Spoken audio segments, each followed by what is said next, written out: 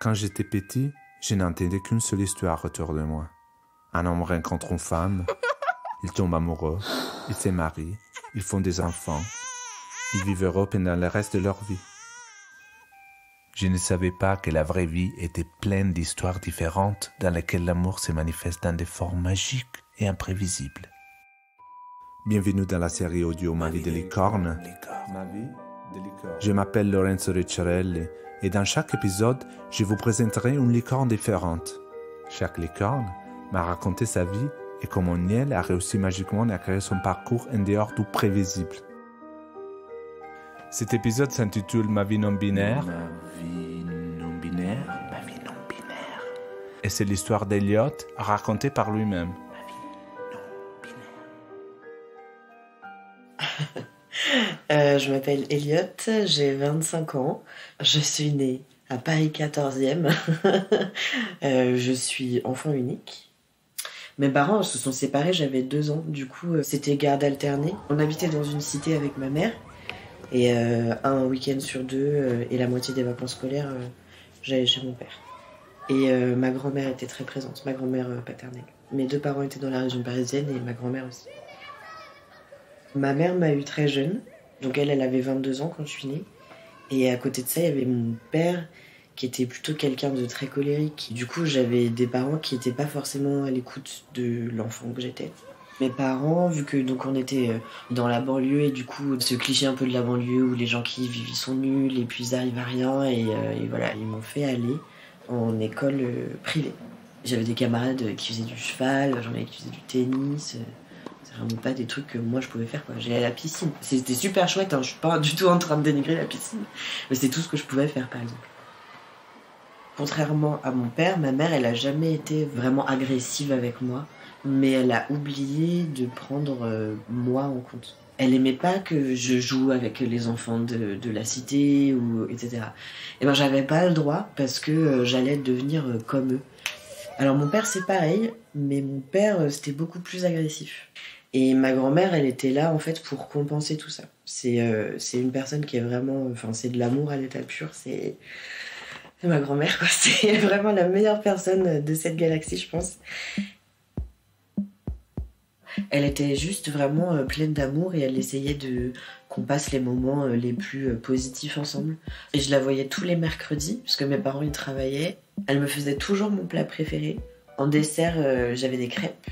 Et à 4h, j'avais toujours un paquet de M&M's. Et le jeudi matin, quand elle m'emmenait à l'école, j'avais une sucette. Voilà, c'est tout le temps comme ça.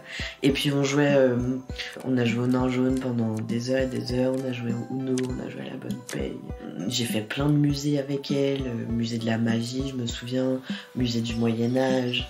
On allait au parc floral, c'est mon parc préféré maintenant. Château de Vincennes, on allait partout. En fait, j'ai découvert, je me suis rendu compte à peu près à cette époque-là que j'étais bi, par exemple. Je pense que je le savais déjà depuis la 5e, donc 5e j'avais 12 ans, je pense. Comme c'était normal dans ma famille d'aimer les garçons, j'avais pas besoin de me prouver que je les aimais déjà bien. Alors que comme on n'avait jamais forcément parlé d'homosexualité dans ma famille, du coup j'avais besoin de le vivre pour savoir que c'était possible et que ça pouvait être moi aussi. Et du coup, je m'en doutais, mais c'était pas vraiment tangible et c'était pas vraiment possible. C'était peut-être, mais voilà. Et c'était une idée que j'avais dans la tête, mais que j'ai laissée loin, loin, loin. Mais la première fois que je l'ai dit, j'avais 14 ans. Il y avait cette fille qui me faisait de l'effet et voilà, j'ai fini par lui dire qu'elle me plaisait et puis c'est passé tout seul, quoi. Mais après, moi, mes parents, comme ils avaient très peur pour moi, ils me laissaient pas sortir. C'est-à-dire que, par exemple, ma première sortie entre amis, j'avais, 14 ans. Et c'est arrivé une fois, je crois. Et on était allés au cinéma, et alors, il fallait que je donne le numéro de toutes les personnes avec qui j'étais, il fallait que je dise exactement où j'étais, de quelle heure à quelle heure, il fallait que je sois rentrée. Je sais pas, si j'avais dit je rentrais à 18h, il fallait pas que je sois rentrée à 18h01. Enfin, c'était vraiment... Ma grand-mère, elle me couvrait. C'est-à-dire que je disais à ma grand-mère, voilà, mes amis, ils ont prévu d'aller là. Et elle me disait bah ok vas-y, et puis elle me couvrait en fait. Elle savait que j'allais voir une copine, une amoureuse, et voilà, elle disait je dirais à ta mère que t'étais avec moi, c'est pas grave, et puis hop, moi j'y allais. Voilà. Elle pensait que c'était une phase, elle pensait que voilà, c'est parce que je me cherchais, du coup forcément il y a un moment où tu te poses des questions et où tu vas voir comment ça se passe dans ce qui est pas la norme. Voilà. Quand j'avais 15 ans, j'ai commencé vraiment à avoir du mal avec mon corps. C'est-à-dire que j'avais une poitrine qui était assez conséquente. Et c'était quelque chose, j'étais pas du tout à l'aise avec ça. Et puis les règles. Les règles aussi, ça a été un truc qui a été très très difficile à accepter, si bien que j'ai plutôt cherché des méthodes de contraception qui faisaient que ça arrêtait les règles. Je refusais de mettre des protections. J'arrivais pas à les mettre. Mais c'était pas de la flemme ou c'était pas du dégoût par exemple pour le sang. C'était juste, je croyais pas que ça m'arrivait et je voulais pas que ça m'arrive. Vers 16 ans et demi, un truc comme ça, j'ai eu mon premier implant. Donc c'est une petite barre qui fait 5 cm qu'on te met dans le bras, qui diffuse des hormones pendant 3 ans. Et puis voilà, pendant 3 ans, t'as pas besoin de te préoccuper de tes règles. Voilà, pour la puberté.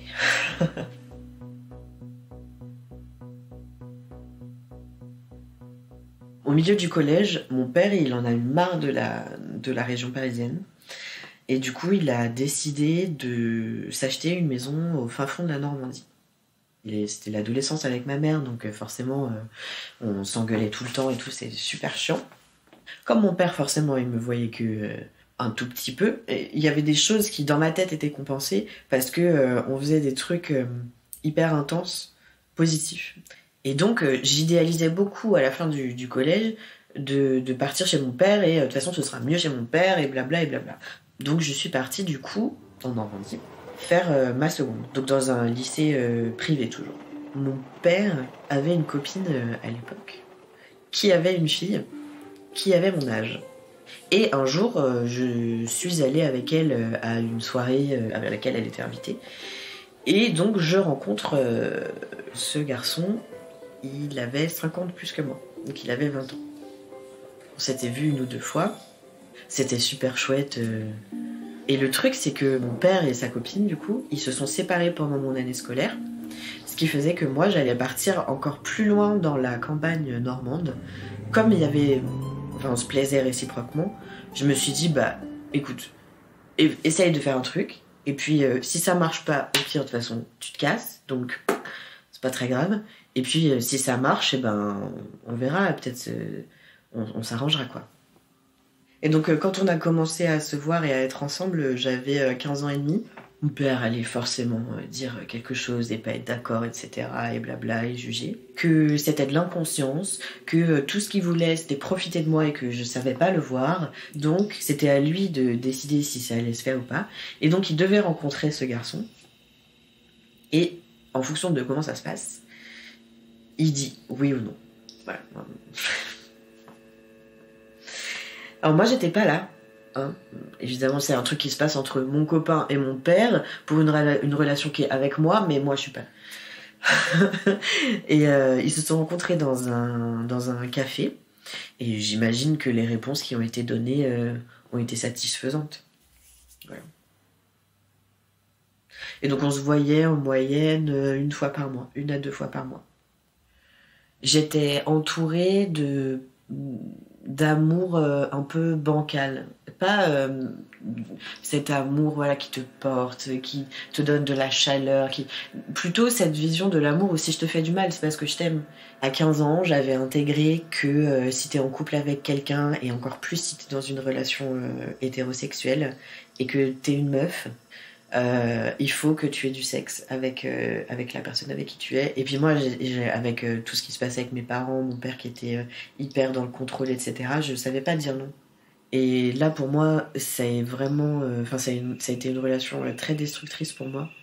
Et aussi, ce qu'il y a, c'est qu'il était tellement pas doué au lit que j'avais mal. Et que, pareil, je pensais que c'était normal. Et alors, enfin, moi, ça me fera toujours rire cette anecdote, c'est qu'un jour, pendant un rapport, je commence à ressentir un truc bien. Et je lui dis, arrête, c'est pas normal. Voilà. Et du coup, on avait prévu d'habiter ensemble. Et voilà, il devait me demander un mariage le jour de mes 18 ans. Enfin, on fait tous des erreurs de... Il m'a pas demandé un mariage, hein, vraiment. On était fiancés quand même. On s'était fiancés, il m'avait acheté une jolie bague. Puis, on avait trouvé les noms pour les enfants et tout. Enfin, c'était vraiment un délire. Hein. On était censés être exclusifs. Il y a un moment où je lui ai dit, bah, si tu veux, on l'est pas. Comme ça, on fait ce qu'on veut, quoi. Et en fait, il m'avait dit non, mais il m'avait pas dit non en mode, bah non, je t'aime, j'ai envie d'être qu'avec toi. C'est non parce que j'ai pas envie que toi, tu puisses faire ce que tu veux. Lui, il était en vacances, vu qu'il était à la fac, il était en vacances à partir du mois de mai. Et ses parents, ils avaient une grande maison et tout. Et ils étaient partis en vacances. Et il lui avait laissé la maison. Et donc, il m'avait dit, bah, viens passer une semaine à la maison. Bah oui, grave. C'était la première fois qu'on passait autant de temps ensemble en 2 ans. Plus la maison, elle est géniale. Enfin, on pouvait faire ce qu'on voulait, c'est trop chouette. Et en fait, la semaine s'est super mal passée. Vraiment, il foutait rien. C'est moi qui faisais à manger. C'est moi qui faisais la vaisselle. Alors qu'il y avait un lave-vaisselle, hein. C'était moi qui mettais dans le lave-vaisselle. C'est moi qui débarrassais le lave-vaisselle. Enfin voilà, vraiment, lui, il était sur son ordinateur toute la journée. Aucune proposition d'activité alors qu'il avait une voiture. Donc on aurait pu faire des trucs. Mais voilà, vraiment, on est resté une semaine à rien foutre. Au bout de 5 jours, je crois. Il est genre midi. Moi, je suis très matinale. Il est toujours dans le lit. Et du coup, bah, je vais le réveiller gentiment et tout. Mais il veut se lever exactement en passant par là où je suis assis, tu vois. Genre, on va comprendre. Bref. Du coup, je lui dis, bah, t'as quand même plein de place pour te lever, etc. Le gars, il me pousse du lit pour, genre, se faire de la place. Sa sœur était là.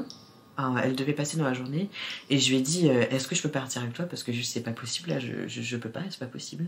Et donc je suis arrivée chez moi quoi. Et du coup je lui ai dit, après je lui ai envoyé des messages en me disant c'est pas possible ça, on arrête, là il faut que je prenne du temps pour moi, il faut que je réfléchisse parce que c'est pas possible. Et le gars il finit par me dire non mais de toute façon je crois que j'ai besoin de voir autre chose, du coup on arrête. J'étais genre c'est le monde à l'envers. Mais bon, au final, c'était quand même la bonne chose à faire. C'est bon, j'ai un peu le seum que ce soit lui qui m'ait quitté, alors que vraiment c'était mon intention à la base. Mais je trouve que c'est aussi fort quand ça s'arrête que quand ça commence, parce qu'il y a ce truc de la première fois. C'est la première fois que ça arrive, et du coup...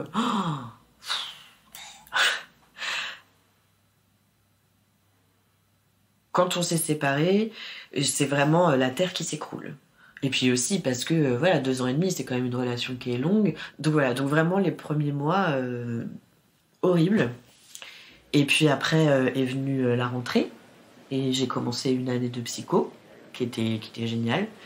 Donc à rencontrer des gens, à sortir beaucoup le jeudi soir, à pas aller en cours de stats le vendredi matin. Cette sensation d'accessibilité d'aller à la fac, cette liberté vraiment de pouvoir faire ce que je veux et mes parents, ils sauront pas. Et du coup, c'est à partir de ce moment-là que j'ai pu commencer, enfin j'ai envie de dire, à me centrer sur moi. Et c'est à partir de ce moment-là que j'ai commencé à me questionner sur l'identité de genre. Donc je savais que les femmes trans, ça existait. Je savais que les personnes non binaires existaient. Mais les mecs trans, c'est pareil. Enfin, toujours pas. Genre vraiment... Du coup, je me disais, bon ben, vu que je ne suis pas à l'aise avec comment je suis, bah je dois juste être à genre. Mais, enfin, comment tu fais percevoir ça aux gens? Il n'y a pas de façon d'être à genre, enfin...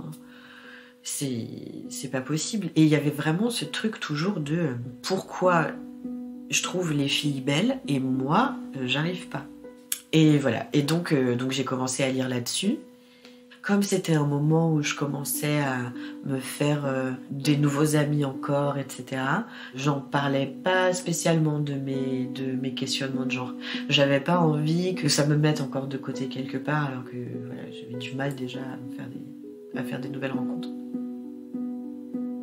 Quand j'étais jeune, quand j'avais 15 ans, c'était clair pour moi que j'étais bi et j'aimais les deux. Mais après, à force de se faire entendre ce truc de tu dois choisir, etc., bah, c'était plus si clair. Je suis soit hétéro, soit homo, et je peux pas être les deux.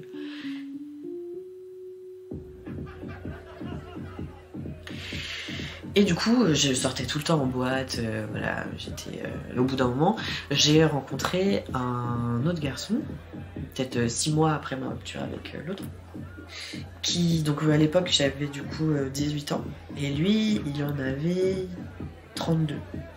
Donc on s'est rencontrés en boîte. Et donc je suis allée chez lui, et puis voilà, on s'est rapprochés, machin.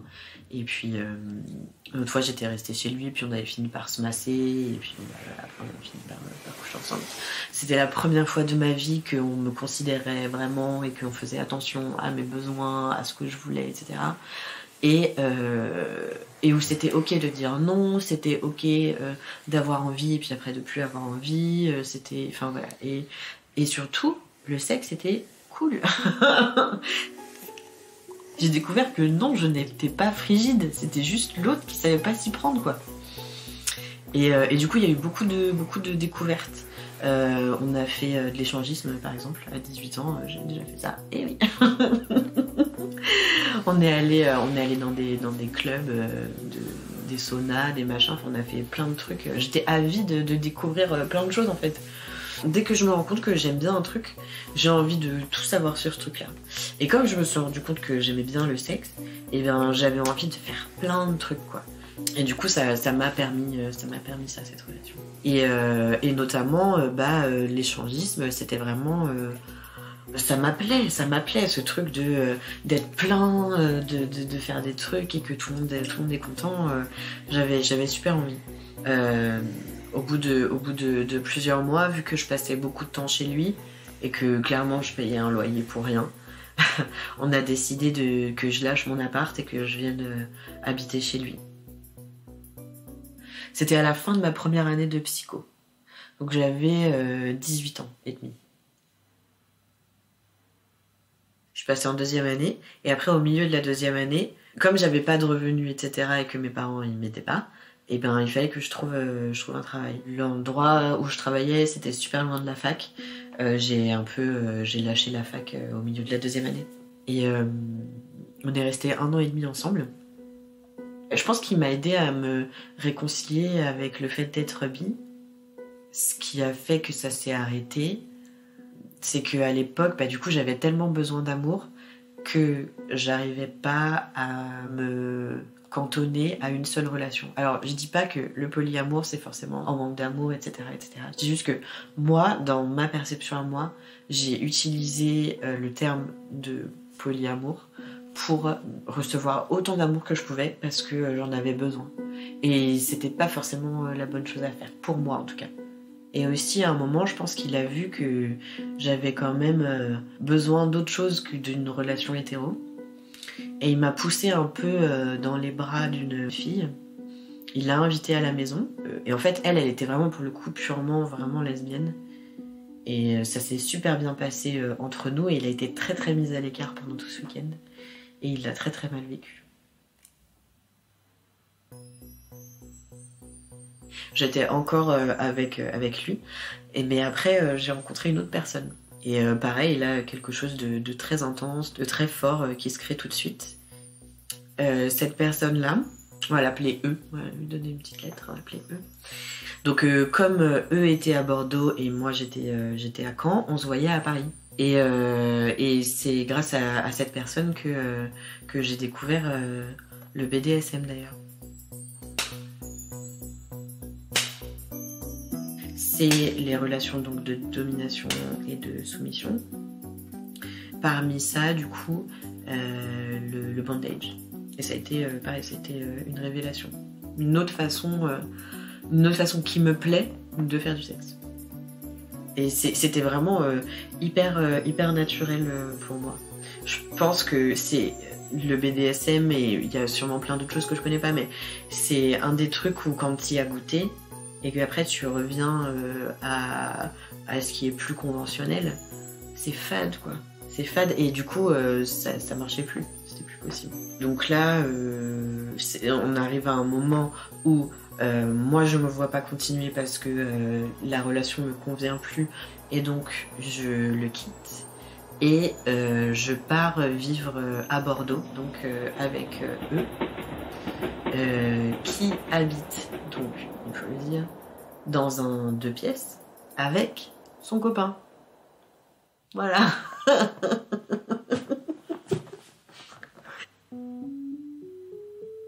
Moi et eux, il y avait des choses qu'on avait en commun, des questionnements qu'on avait en commun, ce qui a fait une très forte relation, vraiment un amour fusionnel et une compréhension en fait, sans forcément mettre des mots. Et il s'est créé quelque chose de vraiment très fort, très intense, et dont son copain a été jaloux.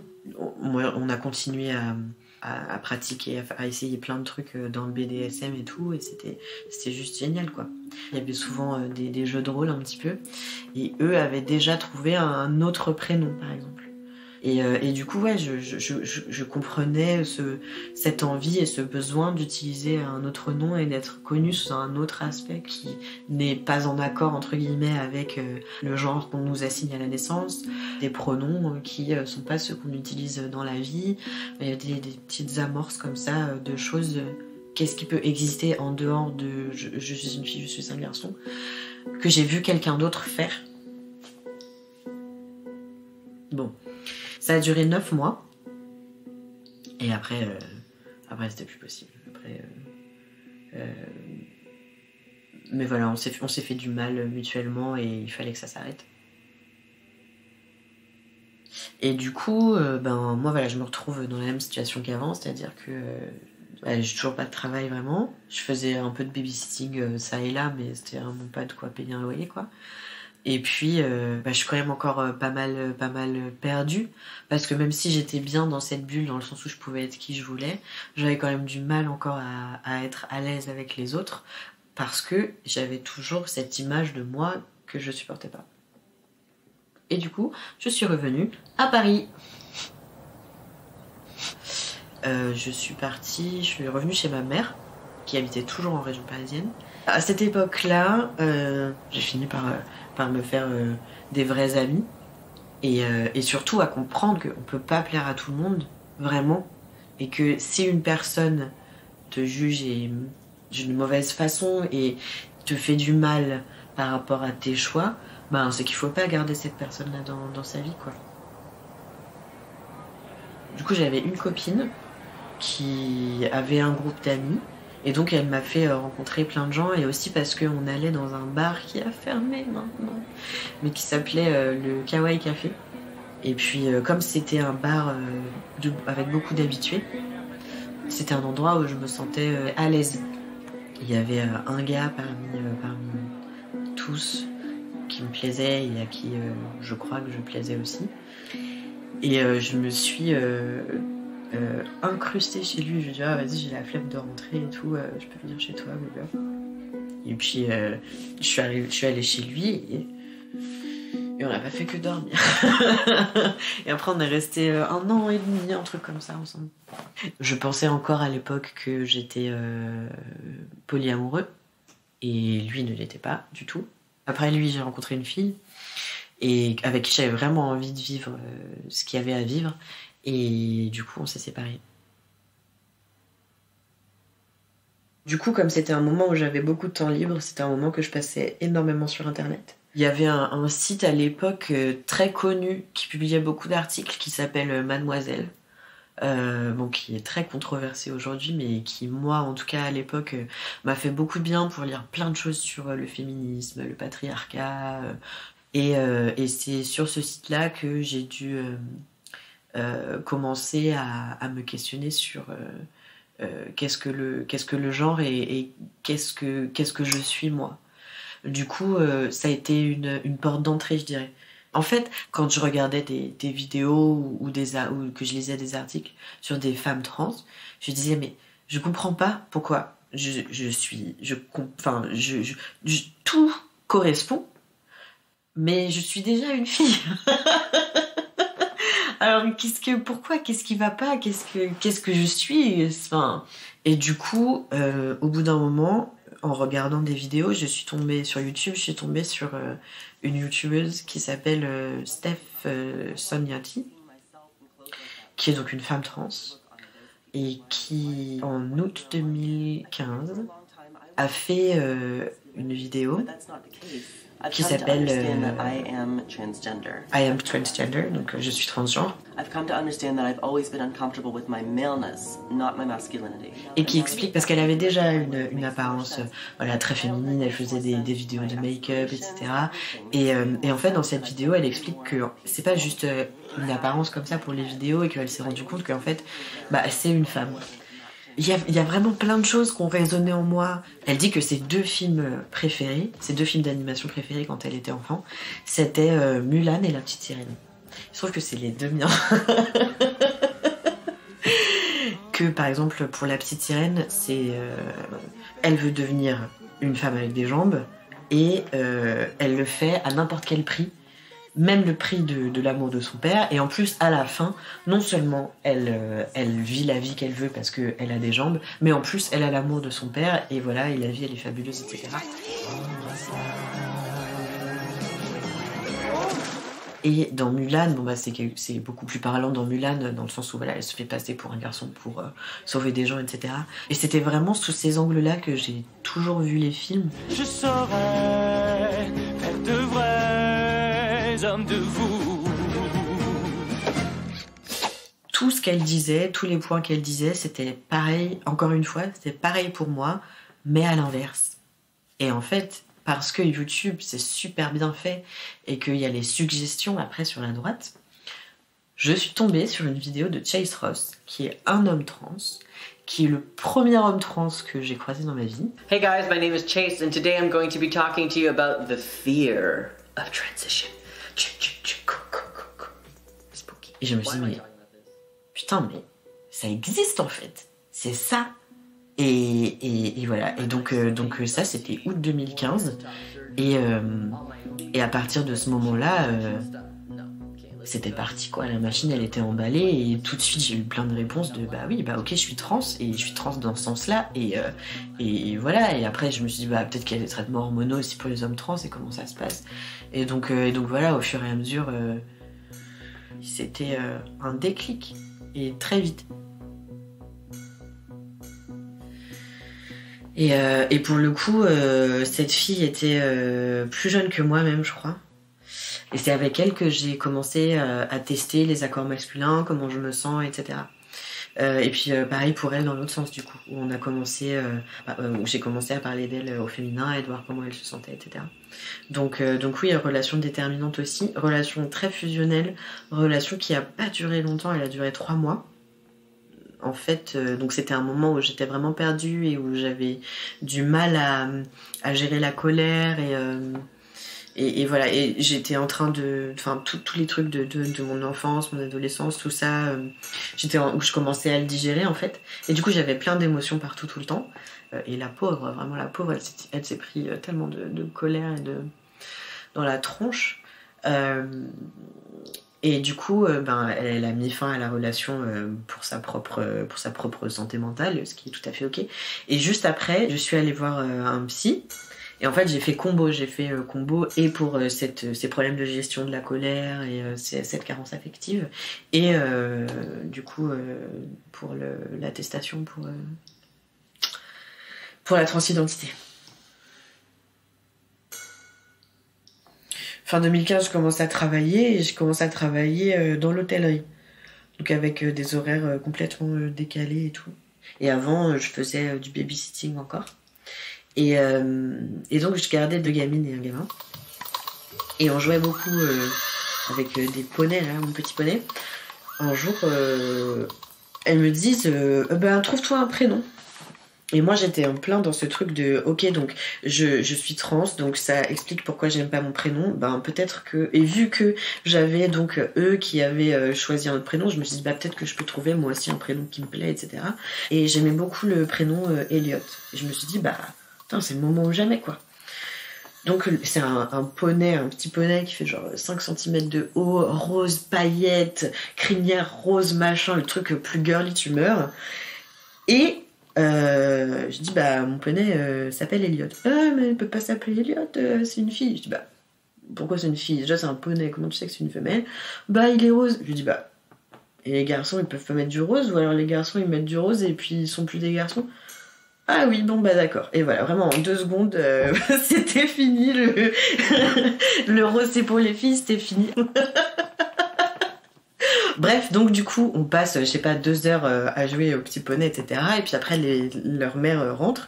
Et donc, comme ça fait 2 heures qu'elle m'appelle Elliot, et ben elle finit par m'appeler Elliot parce qu'elle se trompe, quoi. Et du coup, je me retourne et je dis ah putain, c'est trop bien ce nom. Et évidemment, je dis rien, je garde ça pour moi et j'ai vraiment un sourire aux lèvres et tout. Et je me dis bon bah voilà, ça y est, c'est ça mon prénom, j'ai trouvé.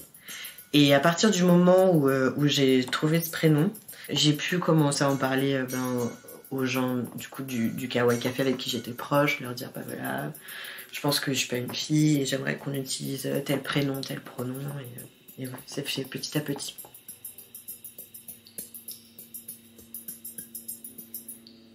J'en étais venue à vraiment un dégoût de ma féminité.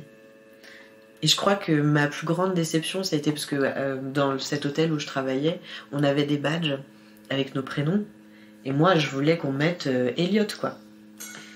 Et ça coûte, enfin, ça change rien, ça coûte rien. Et voilà. Et en fait, on m'avait dit, tant que t'as pas fait ton changement de prénom vraiment à la mairie et tout, tu ne pourras pas avoir ton badge avec ton nom, quoi. Et de pas être plus pris en compte que ça. Ça me faisait de la peine tout le temps. Et j'avais encore plus de mal à m'accepter, du coup. À accepter mon image. Donc j'ai continué à regarder les vidéos de Chase Ross. Et en fait, quand je les regardais, je me disais, mais oui, mais c'est ça que j'ai envie pour moi. Et pas seulement sur les autres.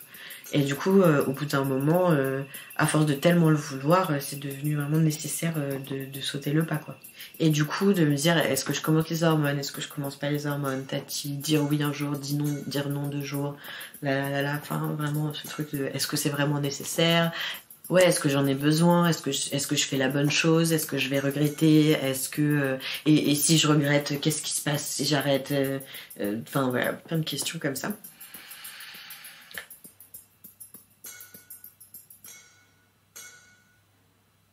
Alors à cette époque-là, à ce moment-là, donc mon coming out, c'est mai 2017 avec ma mère et août 2017 avec ma grand-mère.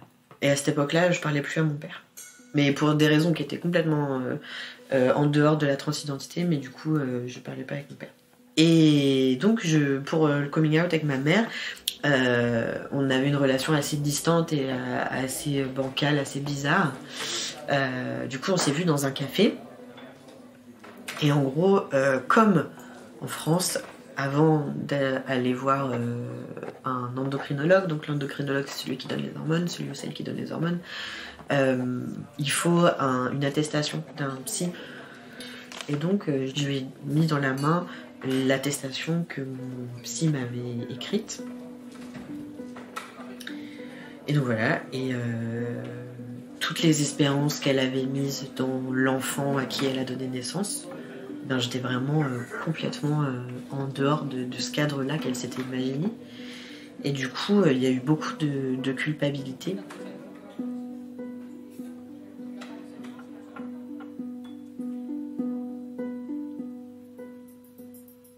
Ma grand-mère, par contre, j'avais vraiment peur parce que comme c'était la seule personne qui m'avait donné de l'amour inconditionnel, voilà, quand je suis partie à Bordeaux, elle m'envoyait des colis parce qu'elle savait que je travaillais pas et tout, donc elle m'envoyait des colis avec de la nourriture non périssable du coup.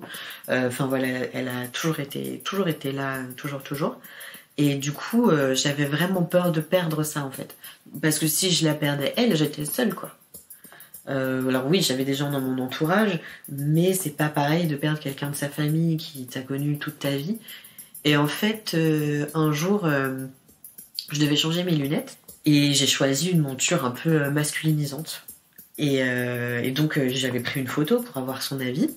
Et donc elle regarde la photo et elle dit oh, bah on dirait un garçon et tout. Et je dis là, oh, on peut pas faire plus belle perche que ça. Enfin, si je prends pas celle-là, je la prendrai jamais. Il faut que je la prenne, il faut que j'y aille. Donc du coup, je me souviens, c'était après le repas, elle était en train, elle avait les assiettes dans les mains et tout. Je dis bon, assieds-toi. Elle me dit bah, qu'est-ce qu'il y a et tout. Je dis bah peut-être que si je peut-être que je ressemble à un garçon parce que je suis un garçon. Elle me dit, ah bah, comment ça je me rappelle plus exactement parce que j'ai pas envie de m'en rappeler, mais je me souviens qu'elle m'a dit 2-3 trucs un peu transphobes et tout. Et au bout d'un moment, elle a arrêté de parler. Et il y a eu un blanc comme ça. Et je me suis dit, mon Dieu, mais qu'est-ce qui se passe? Et elle a dit, mais en fait, on s'en fout. En fait, ce qui est important, c'est que tu sois heureux. Et si t'es un garçon, bah ok, t'es un garçon, quoi. C'est voilà, une preuve d'amour encore. Elle m'a accompagnée au tribunal. J'étais stressée comme il n'y a pas... parce que du coup au tribunal tu passes devant 5 personnes qui jugent si c'est ok de mettre un M sur ta carte d'identité au lieu d'un F et elle est venue avec moi. Elle a toujours été là dans toutes les étapes. Voilà.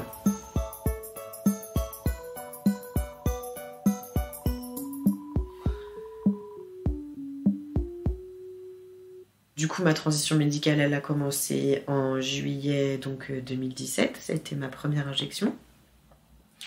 C'est donc une injection intramusculaire. Quand j'ai commencé, c'était tous les mois. Et après, c'est venu à tous les 15 jours. Donc ça se présente sous forme une petite ampoule, comme une ampoule de vitamine D un peu, sauf que c'est de la testostérone dedans. En fait, au début, j'étais tellement pas à l'aise parce que voilà, avec le fait que le prénom il est pas changé, le numéro sur la carte de sécu il est pas changé, etc.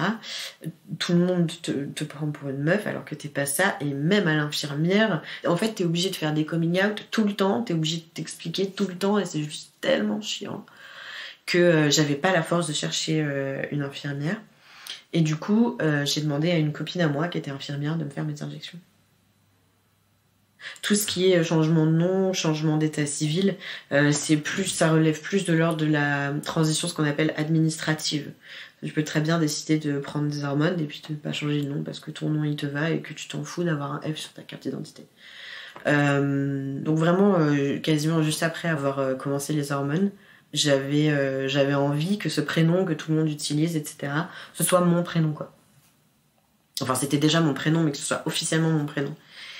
Après le nom, et ben ça c'est pareil, on était dans une phase où j'avais un passing qui était assez ambivalent et qui m'allait très bien, c'est-à-dire que un coup sur deux, on me jouerait au féminin, un coup sur deux, on me jouerait au masculin. C'était pas vraiment bizarre d'avoir un F sur ma carte d'identité. Et puis au fur et à mesure du temps, ben plus mon passing, donc plus mon apparence physique ressemblait vraiment, était solide et du coup ressemblait à celle d'un garçon.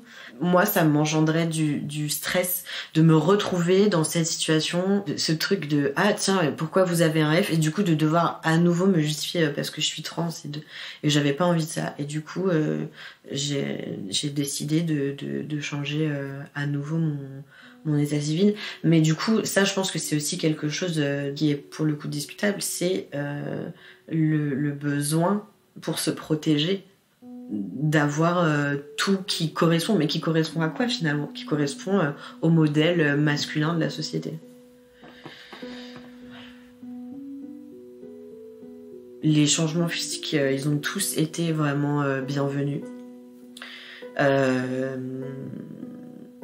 Je crois que la chose dont j'ai entendu le moins parler, ça a été ce qu'on appelle le dick clit. Donc le dick clit, c'est quoi?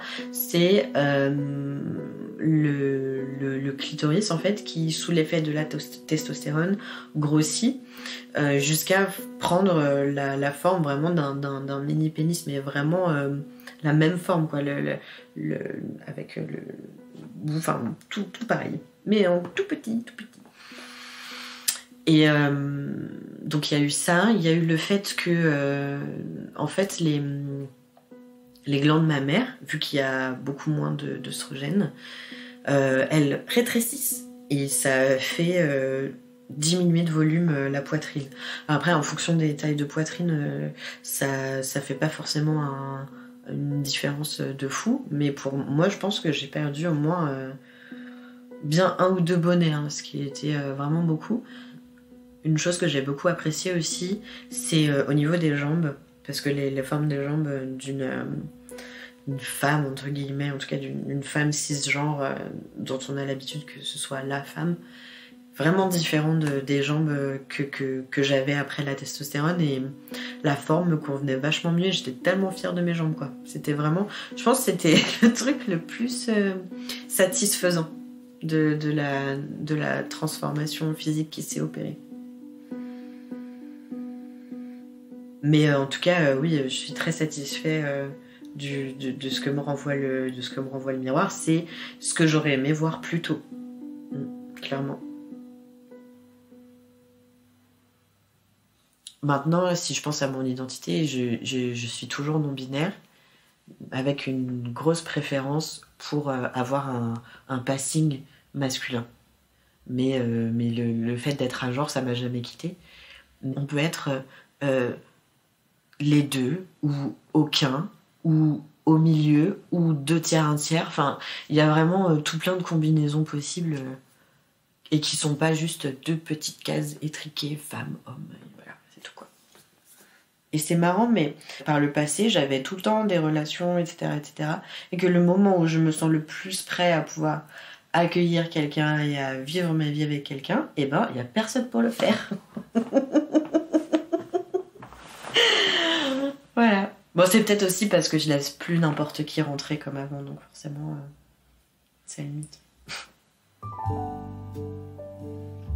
Alors, ma grand-mère, elle est toujours là. Ça a été un peu difficile au début, dans le sens où elle se trompait souvent dans les pronoms, dans les prénoms, tati tata. Mais voilà, je pense que c'est quelqu'un qui est très très empathique, vraiment encore plus empathique que la plupart des gens. Et du coup, le fait qu'elle, ça lui fasse de la peine, ou qu'elle s'attendait pas à ça, etc., elle se concentrait vraiment sur moi et mon bonheur. Ce qui fait que, ok, c'était difficile pour elle, mais elle y est allée à son rythme, mais voilà quoi, elle l'a fait, et c'est vraiment la plus belle preuve d'amour qu'on puisse faire, je pense. De s'oublier vraiment dans le sens où mettre le bonheur de la personne qu'on aime avant soi pour son propre bien-être, en sachant que ça n'a aucune répercussion sur notre vie à nous. Voilà, ma grand-mère, la meilleure meuf du monde, encore une fois.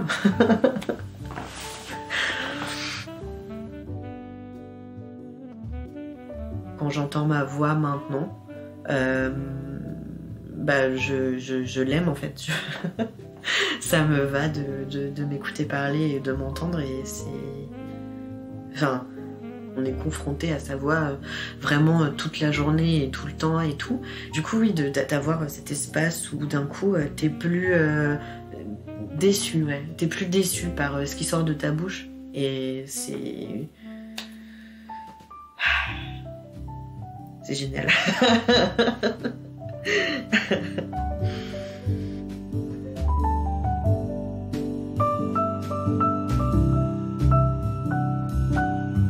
Vous venez d'écouter Ma vie non-binaire, un épisode de la série podcast Ma vie de licorne.